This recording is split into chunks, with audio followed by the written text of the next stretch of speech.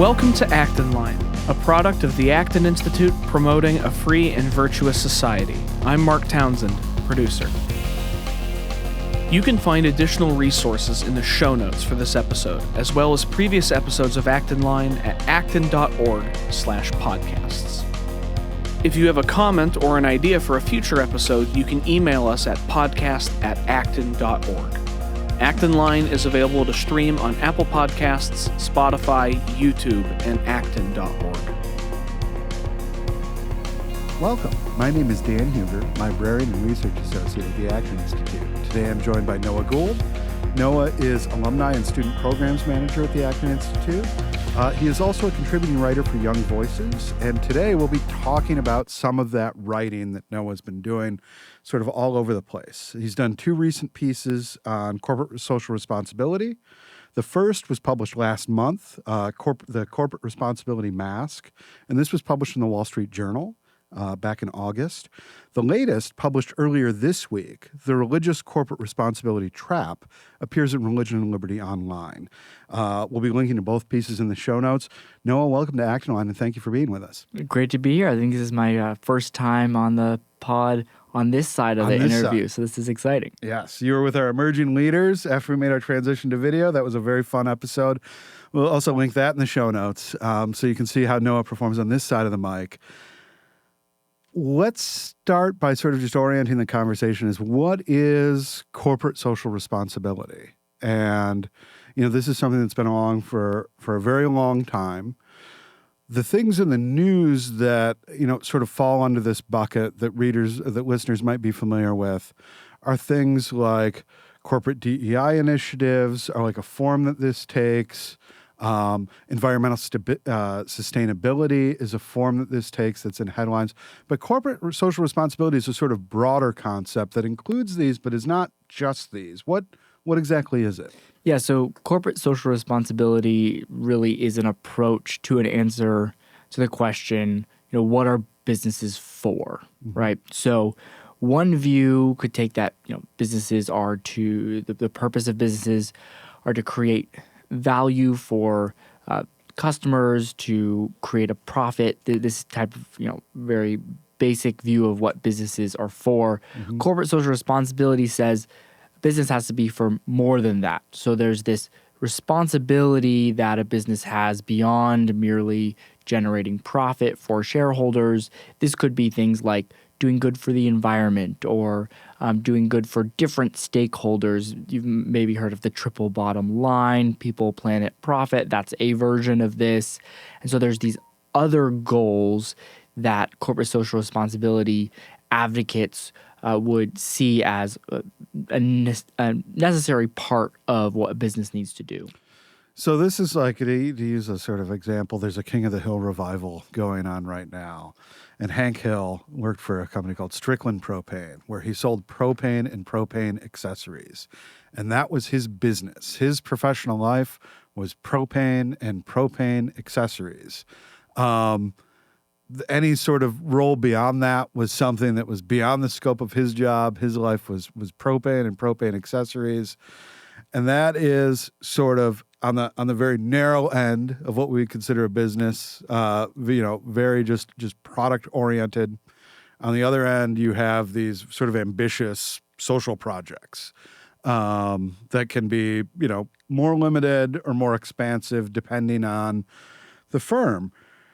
What are sort of the standard objections to this? Why should we be more like Hank Hill and less like, let's say, Ben and Jerry?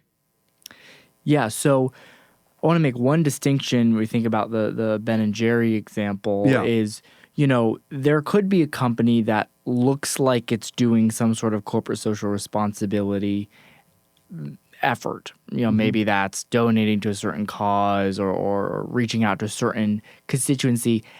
And really that's marketing, right? Yeah. That's not actually pursuing something that's outside of the scope of profit. So it gets very tricky here to really discern what a company is doing, but there might be lots of times that a company seems like it's doing some sort of corporate social responsibility, but it's really just trying to build a better brand for itself. So there's some distinctions there, and we could talk about that later.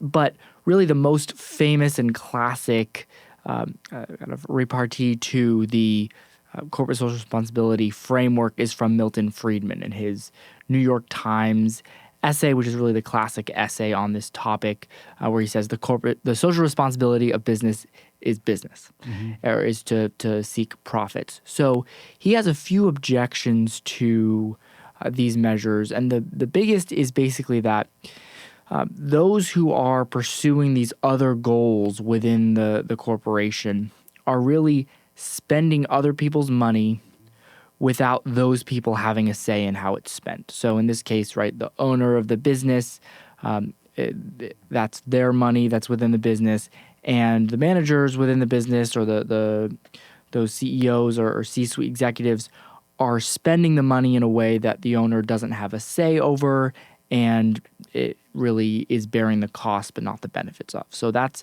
the core objection that he brings. Another objection that we can think about is we have a political process for pursuing specific goals, right?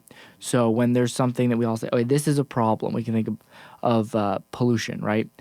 And there are laws against pollution that govern how businesses can and cannot pollute.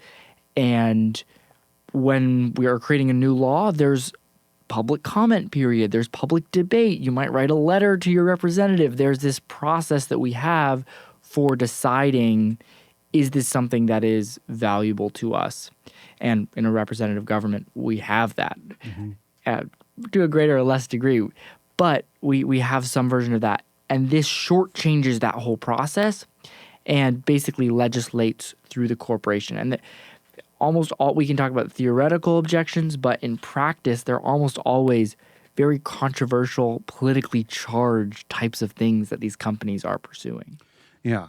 And this is something, so from the marketing angle, you have on the one hand advertising campaigns. You think famously sort of in the aftermath of the murder of George Floyd and Black Lives Matter, Pepsi-Cola did this with Kylie Jenner came out and gave Pepsis to both demonstrators and police. And that was it was an ad that was quickly taken down and viewed on all sides of that issue as a sort of just shameless advertisement. What do you mean the ad didn't solve racism? It didn't.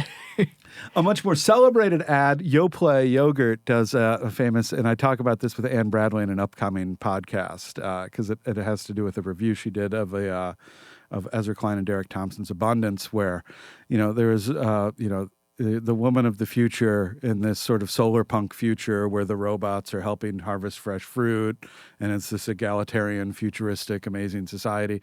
But really, the takeaway is just like buy Yoplait Yogurt. And there's not, and it's just an advertisement that's meant to capture the imagination, that sort of thing. But you also have sort of these principal agent problems that you talked about between, there's a dividing line between ownership, and in many times ownership is diffuse. If you have particularly public traded companies, there are pension funds that own pieces of that, there are individual investors, and a lot of times those folks are very scattered, very diffuse. They're not involved in the day-to-day management of companies.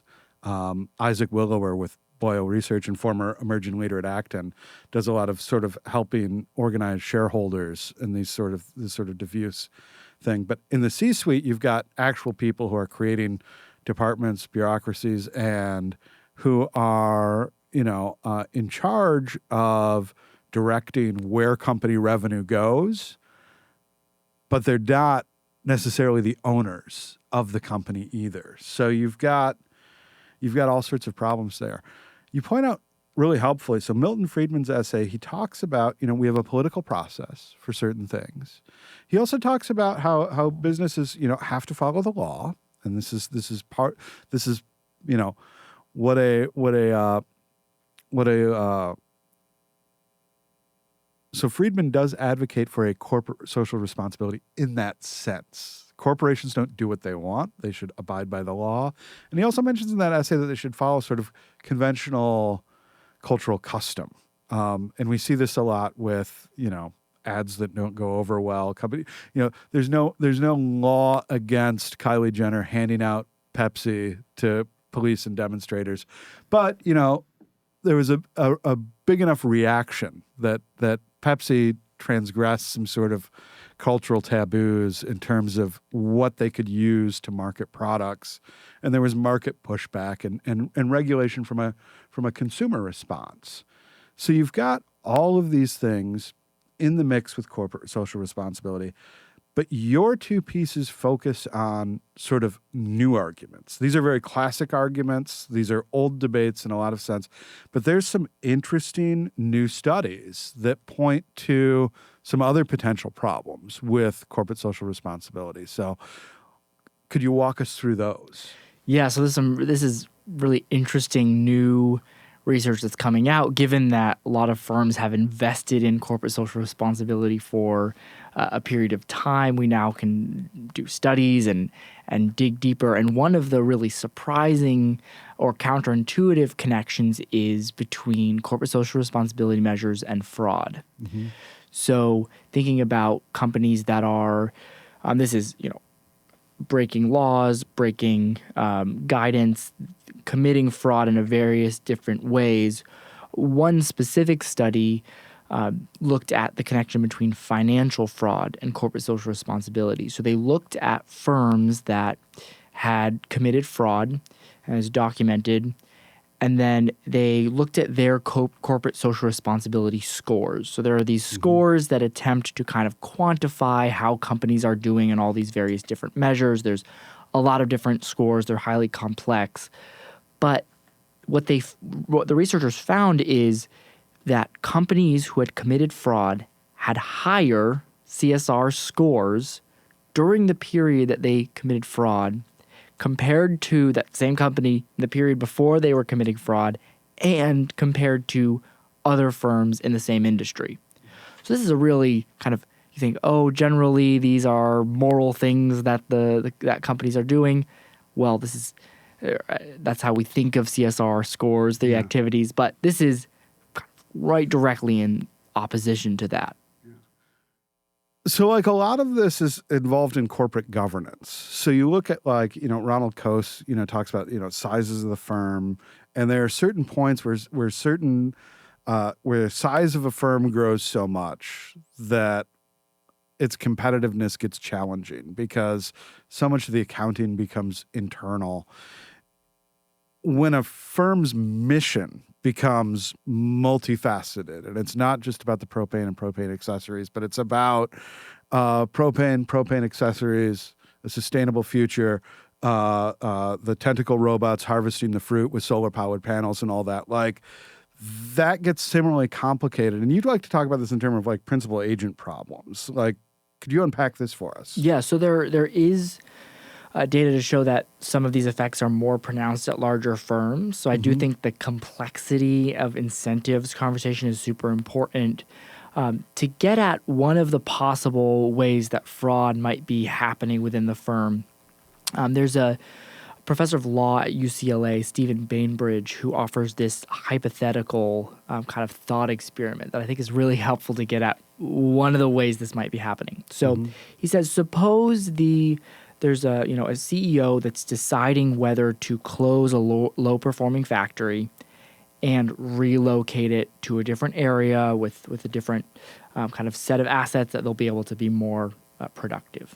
So under kind of a classic shareholder framework, value to shareholders, it's a pretty cut and dry decision.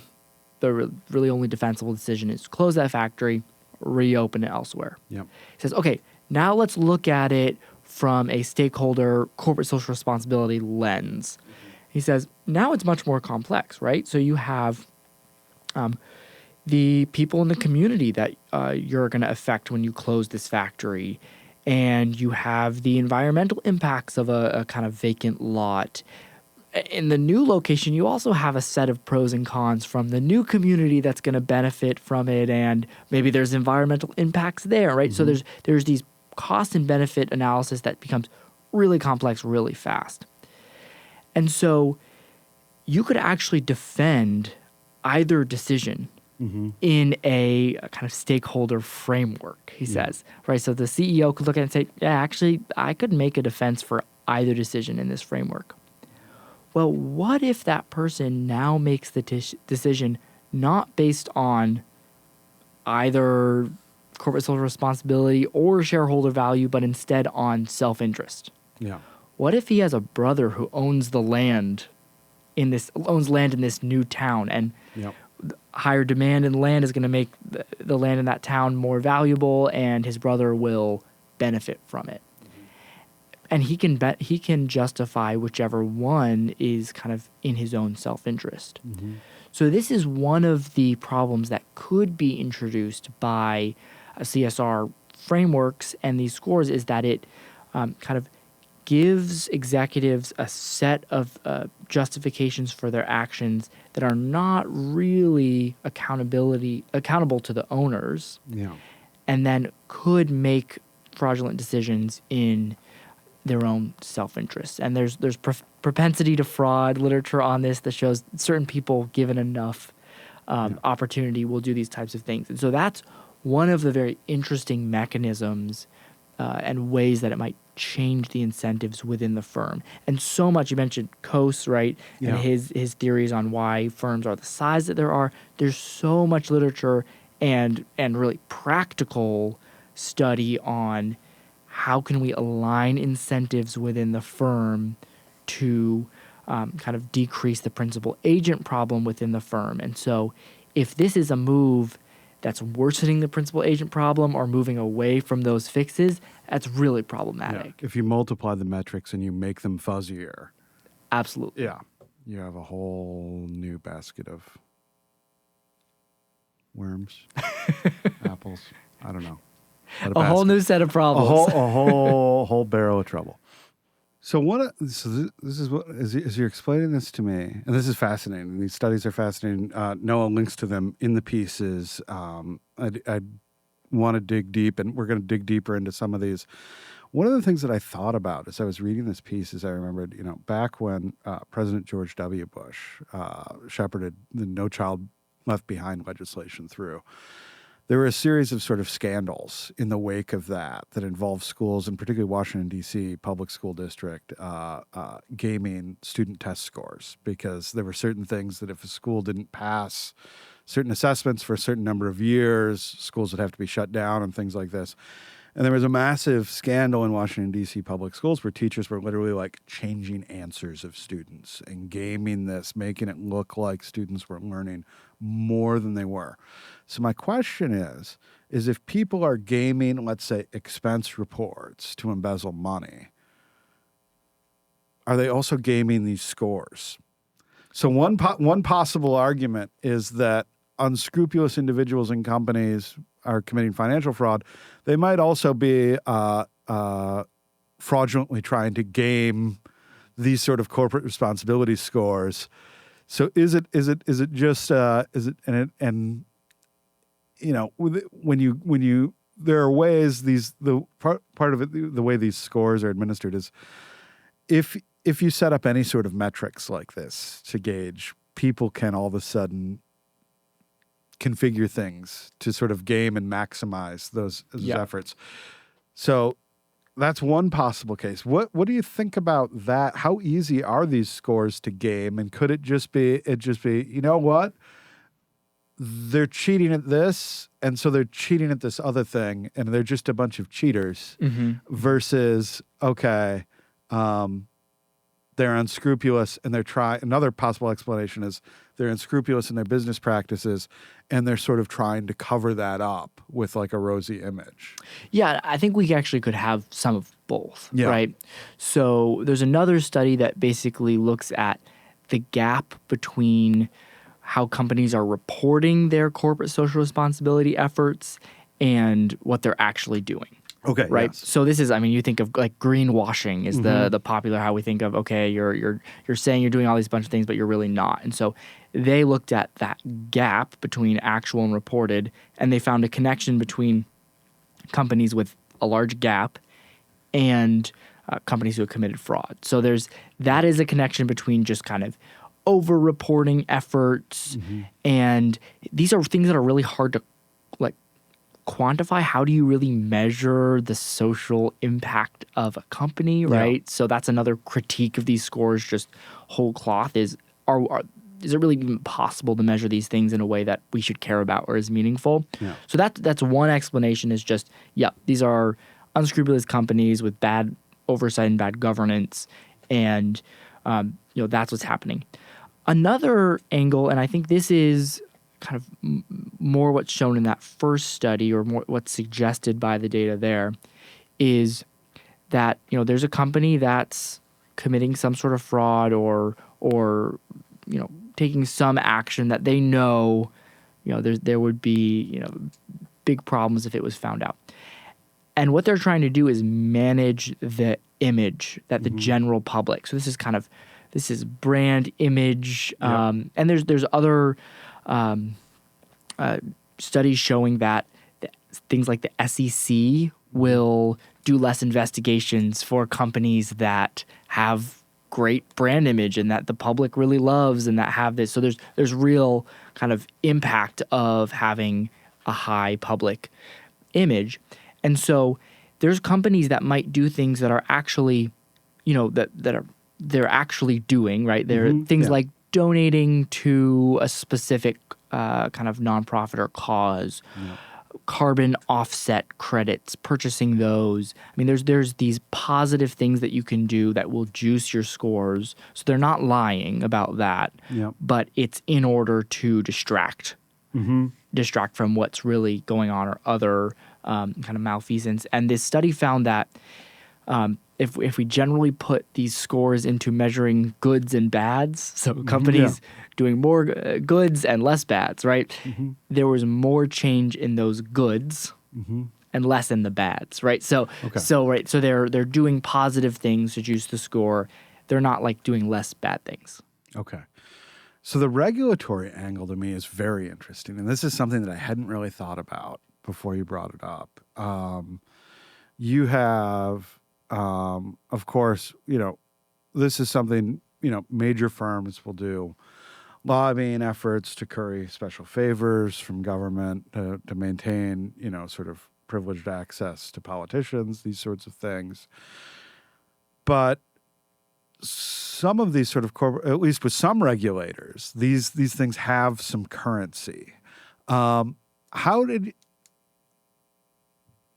This is obviously something that works better with some administrations than others. How do these firms balance that out? And I mean, has there been what angle of your research? Because you've looked at these studies, which are very good, but do you have any further sort of avenues of research in terms of how this affects the opinion of not just consumers and not just market participants, but regulators and politicians and state actors? Yeah, so I don't have kind of the studies on this. There are specific examples that I can point to that kind of suggest a pattern. I wrote a piece that was focusing on some high-profile cases of fraud and how those charismatic CEOs managed public image. So you have Sam Bankman-Fried at FTX. I think this was what he was clearly doing, is whether he's a true believer or not, I think this holds.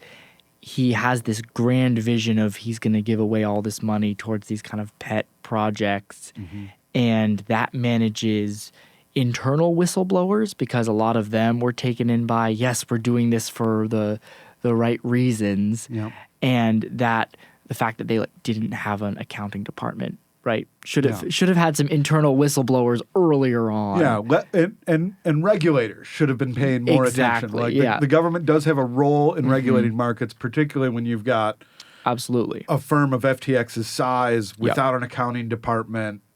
So there were red flags that were overlooked, and so this kind of brand management, image management with this grand moral vision that he was presenting, I think had an impact on regulators, on the general public, on internal whistleblowers. And so there's these kind of specific examples we can point to. I think Theranos is another big one that the kind of management of image we can see. And basically what corporate social responsibility does is gives a whole nother toolbox for managing and it creates this, quantitative thing you can point to, say, we're doing really good in this way. Yeah. And that is a tool that kind of bad actors can use. So there's this angle of it, which is very interesting. Let's talk a little bit about sort of the methodologies of these studies, because I mean, when you first passed these pieces along to me, I started thinking about them, and actually before this podcast, we're like getting coffee, and I'm asking these sort of questions about methodology, and those were very, very instructive to me, because a lot of times you'll get stories in the news that'll be studies say X, and then you like dig into the study and you're like, well, sort of, but not really, or it's exaggerated.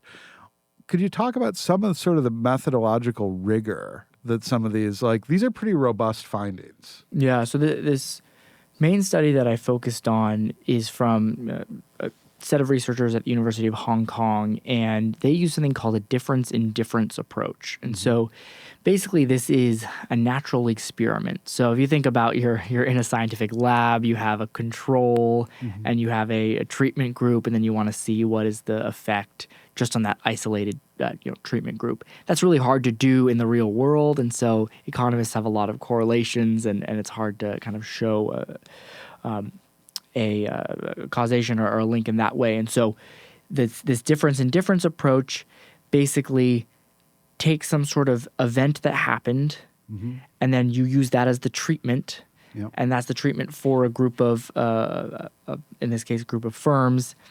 And then you can measure the difference before and after, and then you can also compare that to a before and after for an untreated firm. Yeah. So in this case, the treatment is the fraud, right? Yeah. So committing fraud. So that's where you can say before and after committing the fraud, what is the unique difference? And the scores, these corporate social responsibility scores, are higher during the period of fraud. So that's a really interesting finding. And the way that they're able to isolate that is really fascinating. Yeah. And it opens all sorts of further research questions about it. It's sort of like, one way of thinking about it is maybe higher ups in the firm are aware of this and are sort of trying to mitigate potential scandals down the road that might come to light. Or maybe individual actors in the firm just develop a guilty conscience and try to figure out ways to assuage it.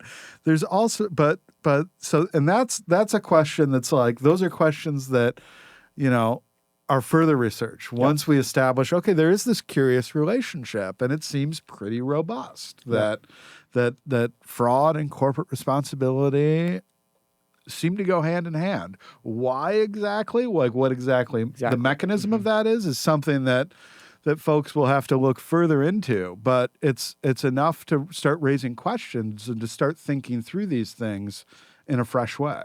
Yeah, absolutely. No, I think there's a lot of further questions specifically teasing out the exact connection, between the fraud and corporate social responsibility. And then there's much broader questions about how does this affect the business sector as a whole? What are these kind of meta macro effects that we're experiencing? And those are really hard to tease out because it's happening at such a large scale. Yeah. And there are many sort of, when Friedman's original piece sort of critiquing this was back in the 1970s. This is something that's been going on a very long time. Was common enough that it caught Friedman's attention in the 70s, and if anything, it's grown sort of exponentially in the corporate world. You've also found a unique religious angle to this question, which is kind of similar, kind of different.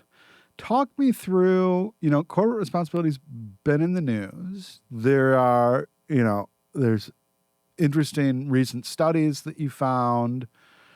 How did you come upon this religion angle? How did you discover that? And unpack sort of for the listeners, how you stumbled upon that and how that fits into this larger picture. Yeah, so there's this really interesting conversation around, okay, how do people respond to these measures? When you hear about it in the news, how do you think about it? And that really plays into the public image conversation. And there's data to show that religious people respond more strongly to these measures. They see these as more positive. I think it's more on the vague feelings of this is a business that is more moral. I want to see businesses that are moral, that are accountable, these general feelings. And so this study we were talking about earlier from the Hong Kong University researchers basically showed that in states with higher levels of religiosity, these effects were more pronounced. Okay. So firms had even higher CSR scores during the period of fraud. So it's suggesting that the kind of bad actors in places that are more religious are responding to that and even juicing those scores higher because there's a higher benefit to be found by doing that. Yeah. And so this introduces a really, I think, important conversation about how should people who take their faith seriously, who want to see a moral business sector, who value these things, how should I include myself in them, how should we approach these scores? Are they this kind of general moral thing, or do we need to dig deeper? And I would argue that we really need to be much more careful how we assign kind of ethical or moral weight to these scores specifically. Yeah. So this is an instance, somebody walks into a bank, and let's say it's their bank, and they see, the bank is sponsoring youth basketball programs for the neighborhood, and this warms their heart. And what we're saying is this data shows that religious folks by and large get more of a bigger, fuzzier feeling, or more religious folks than the non-religious folks get a fuzzy feeling when they see those sorts of things, when they see the businesses that they have some sort of commercial relationship with also doing things in the community and the world that seem good. Yep. When this is an ongoing debate between my wife and I, and so we're going to get this a little domestic. Part of this is I notice this.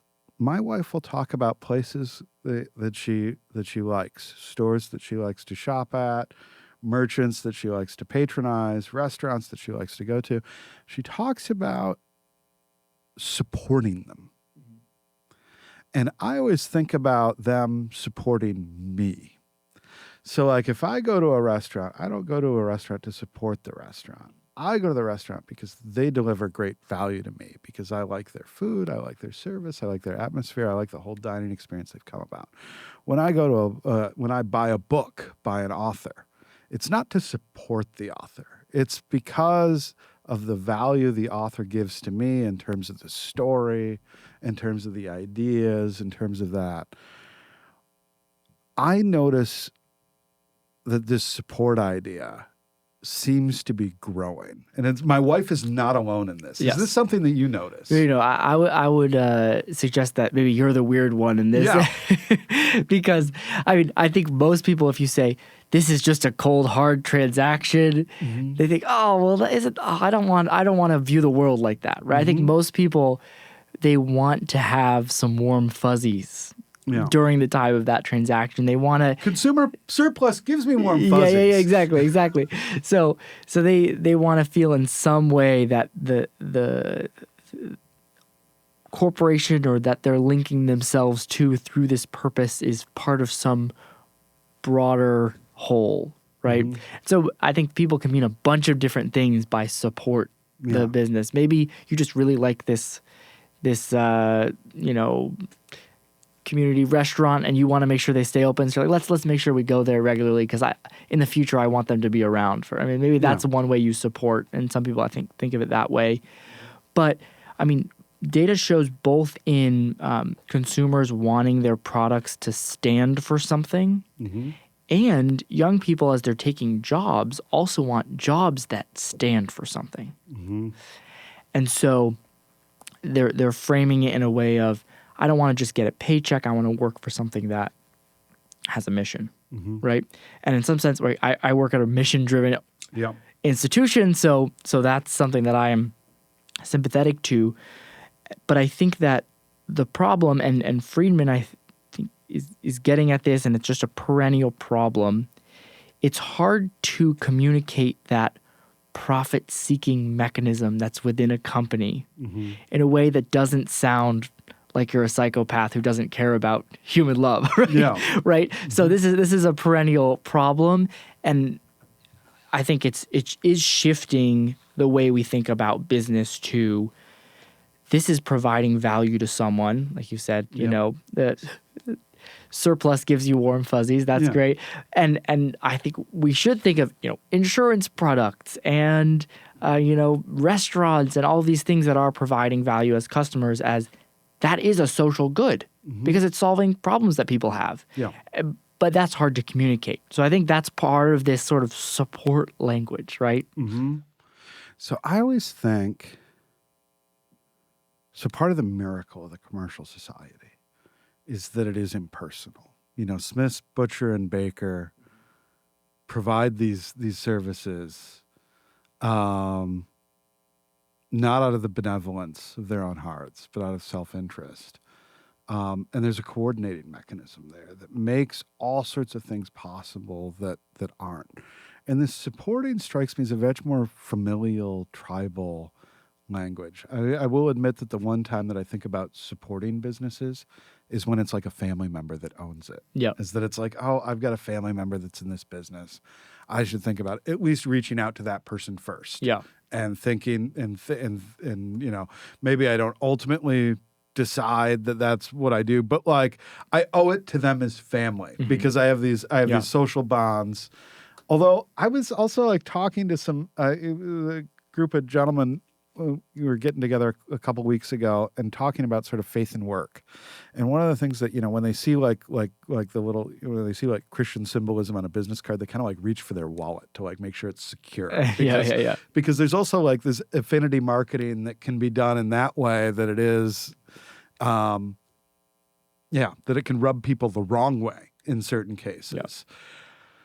Yeah. It's very complicated. How do you think through it? Yeah. I mean, just as one sidebar is, I think for the people who want that kind of personal type of doing business, if they're looking for it in these corporate social responsibility measures, which are really this abstract, corporatized bureaucracy. They're spreadsheets. Yeah. They are spreadsheets. And they're spreadsheets that are juiced all over, right? And so if you're looking for it there, perhaps you're looking for it in the wrong places. This is part of, I think, I read Wendell Berry pretty regularly, and he has this repeated thing where he'll say, this is something that we should value as a community. And then there'll be someone who's like, okay, we rolled out this program to do it in this way. And he's like, no, that's like large scale. That's not what I'm actually trying to get at. I'm trying to get at, human love in the community, right? And so this is, I think, a case of that where this bureaucracy isn't going to get you that kind of community, small business, if that's what you're after. So that's one kind of aside on that. In general, I think it's really just about reframing what the questions are that we're asking. Yeah. So this is we talked about the consumer side of this a lot, and these trends and what consumers are making out of it. But there's also the role of like actual both business owners, shareholders. There's the role of these folks that are in C-suites that are responsible for allocating firms' revenue in certain directions rather than other directions, and that make these sort of very important decisions. What should the role of business be in society? On the one hand, we can all grant sort of freedmen should be the minimum. You should obey the law. You should obey customs and norms. You should seek a return for your investors. But there are some firms that are like B corporations that are like really it's incorporated into their charters that they have some sort of additional social mission. There are all sorts of nonprofit mission-driven organizations, including the Acton Institute, that have a mission that's not a return on investors. Like, and these are like in the city of Grand Rapids, I think the largest employer is Spectrum Health, which is a hospital, which has in its charter, its goal is not to extract as much money as possible from its patients, even though sometimes as patients it feels like that. But they have these. There's a lot of the economy that seems to not fit in this neat Friedman box, and a lot of people live and work and manage and maybe even own stakes in some of these businesses. And how should they start to think through it from that angle? Yeah, so I think for all of these kind of varied institutions, and I think this can be a good thing in society that we have different institutions for different purposes. But those who are establishing those and running those institutions need to pay really careful attention to incentives and oversight and accountability, right? So you brought up the kind of nonprofit world. Mm-hmm. Well, there's some nonprofits that, maybe they're not kind of seeking a profit for shareholders, but it does become about executives extracting as much salary from that institution as they possibly can, and that's essentially becomes the purpose of the institution, right? If they don't have strong accountability from a board, et cetera. Mm-hmm. So there are strong incentives, and I think that both the owners and the kind of executives need to pay more careful attention to those incentives than we are currently. Mm-hmm. As far as what can businesses do beyond that just profit seeking? What is that room for businesses to pursue other things? One really interesting conversation is around how companies that are privately held by an individual or family, what they can pursue. So there might be times where that family says, we have this value that we cannot transgress. We know it's going to lose us money, but this is what we're doing in our business. Yep. And in as much as they're bearing the cost of that decision, mm-hmm. then that, it makes sense that they can pursue those kind of other things. Yep. The purpose, the problem becomes in large publicly traded companies where the owners do not have oversight or say into how this money is being spent, how their money is being spent. So that's one distinction we can make. And then, if there's different types of corporations where it's written into the charter for different purposes, that can sometimes work, can sometimes be a disaster. I mean, we see OpenAI was the most very public debate about, does it really work? Yeah. For these types of board oversights and the way that kind of profit-limiting institution can function. Yeah, and you have forms. OpenAI is a great example of this. That it transitions from a nonprofit to a for-profit entity, and there are sort of legal mechanisms by which that can happen, and that does change dynamics. I think that there's something really, really valuable about an economy that's dominated by firms that are just doing that sort of transactional consumer they are just providing the propane and the propane accessories. I think that by and large is responsible for like a lot of the innovation in the modern world. We've always had very wealthy families that have done very different projects throughout history. But this sort of like mass, there are returns to productivity to a more abstract global system of production and distribution that I think are really, really valuable. And I think a lot of this corporate responsibility, social responsibility, potentially threatens that because it creates you run the risk of all of a sudden you balkanize the economy. When I'm not just able to buy my propane and propane accessories, but I have to buy into a sort of vision of what the good life is that comes with my propane and is included as prepackaged.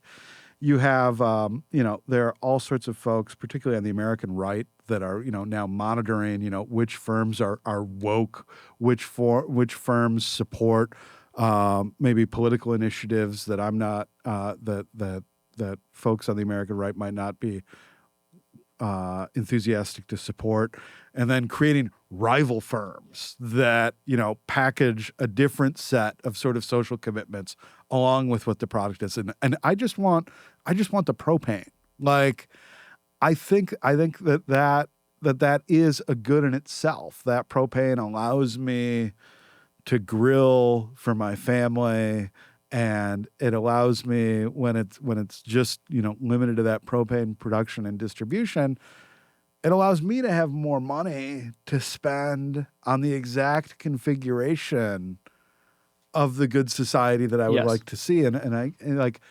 I think there's something really, really valuable there that we lose. And how do you think through this? Yeah, some of that comes from that loss of you talk about loss of productivity, but some of that is loss of focus. Like, what percentage of profit margins is enough to be spending on these other side projects to justify the existence of that business, right? So it does open up this question. So if across the economy, if 10%, if 20%, right, what percentage of productive capacity needs to be used towards these other ends? And there is a distraction there to just productivity and solving problems and moving forward. The balkanization is really interesting. We had, I run our Acton's Emerging Leaders program, and I had students this summer asking me, okay, if I'm interested in going into the business sector, are there places to find kind of conservative jobs in the business sector? And you don't want to work at a company that's constantly asking you to violate your conscience. Yeah. Right? So there's some companies you probably don't want to work for. Yep. But just go work at the best bank you can work at. Just go work at the best fill-in-the-blank place. You're going to get great experience. It was the advice that I gave them. It's like, I don't go to try to find the conservative fill-in-the-blank. Yeah. There are good people spread out everywhere. You'll find them in your process. But I think you should just get experience. And I think the same thing kind of goes to consumer goods. I don't want like a slightly worse version of this. Yeah. My colleague Dylan Palman wrote a piece several years ago entitled "The Social Responsibility of Chick-fil-A is to Make Delicious Chicken Sandwiches," and I think there's something to that, and there's something in the commercial society that I worry about us losing, and there's folks that are organizing in shareholder activism to try to get back to that. But it's a challenge. Yeah, one distinction maybe we could make is between like the human variety that comes from businesses having slightly different values, and there's some different owners who have slightly different values. So maybe, Chick-fil-A is not open on Sunday, and so you like that and you go there. As opposed to like a balkanization where there's this set of places I can't shop at and a set of places you can't shop at, and it's like dividing up the economy by these things. So is there room for human variety, which I think is one of the things that makes just a life a joy is these variety of different things, and not only in the economy but in life in general. We can allow for that without kind of creating a giant bureaucratic system, which is what these kind of measures do, is create this one-size-fits-all system. And so it's not really kind of promoting these different values that different people have. How much of the problem with corporate social responsibility then is actually its sort of institutionalization? So like we talk about, because in these studies you point to, these are looking at, they're looking at these scores, at these metrics that exist.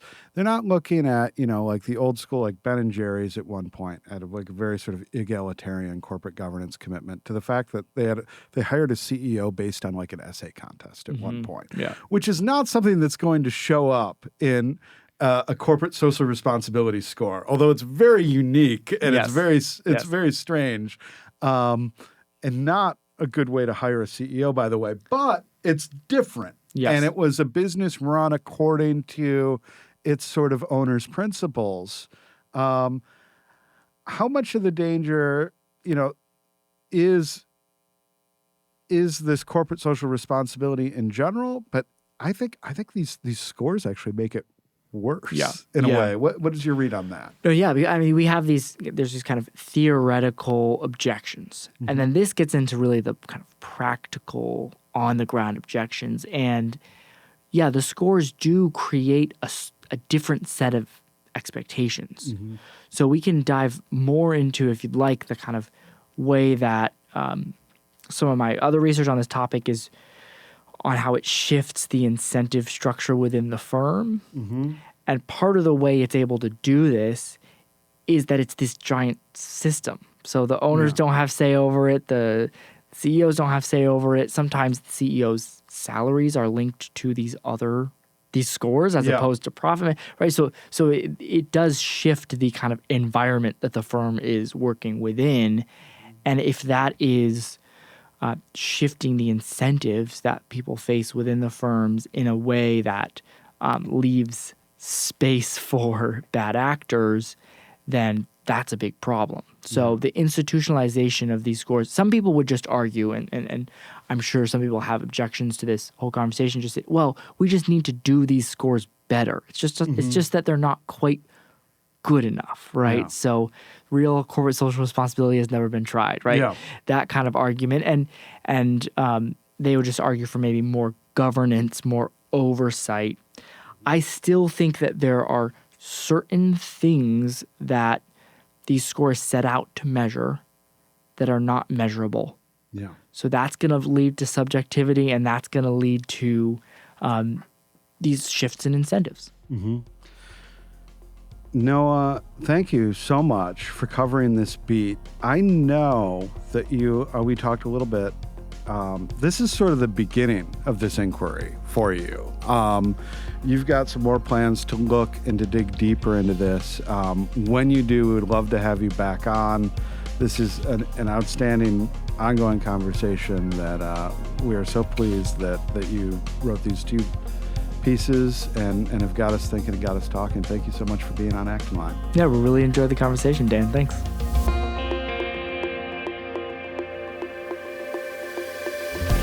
Thank you for listening. If you'd like to learn more about Acton or hear more of this podcast, please visit acton.org/podcasts. Otherwise, we'll see you next week.